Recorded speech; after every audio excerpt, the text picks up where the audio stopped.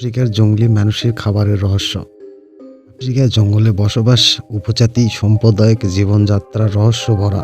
তাদের প্রধান খাদ্য উৎস হল প্রাকৃতিক শিকার, গাছপালা, ফলমূল এবং শিকড় বাকড় তাদের প্রধান খাবারের তালিকাও রয়েছে।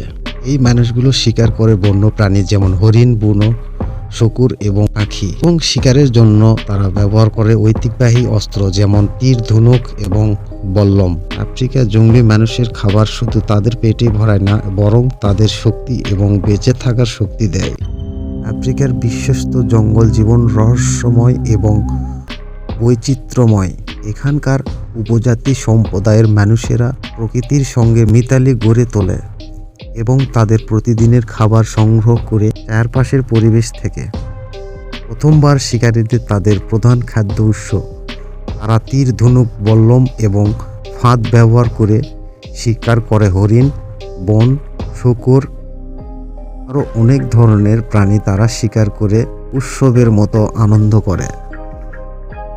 দ্বিতীয়ত, তাদের খাদ্য তালিকায় রয়েছে জঙ্গল থেকে সংগ্রহ করা ফলমূল, আরও অনেক ধরনের খাবার তারা শিকার করে খেয়ে নেয়।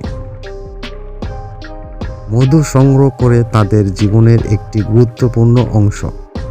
বন্য মৌমাছি চাক থেকে তারা মধু সংগ্রহ করে, যা তাদের প্রধান মিষ্টি খাবার বলে পরিচিত। তাদের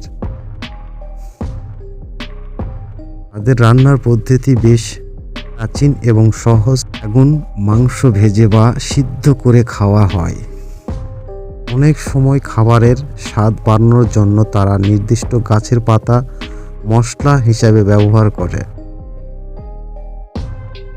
আফ্রিকার জঙ্গলি মানুষের খাদ্যাভ্যাস শুধু তাদের পুষ্টিকর হবার করে না, বরং প্রকৃতির প্রতি তাদের নির্ভরতা এবং টিকে থাকার কৌশল প্রকাশ করে।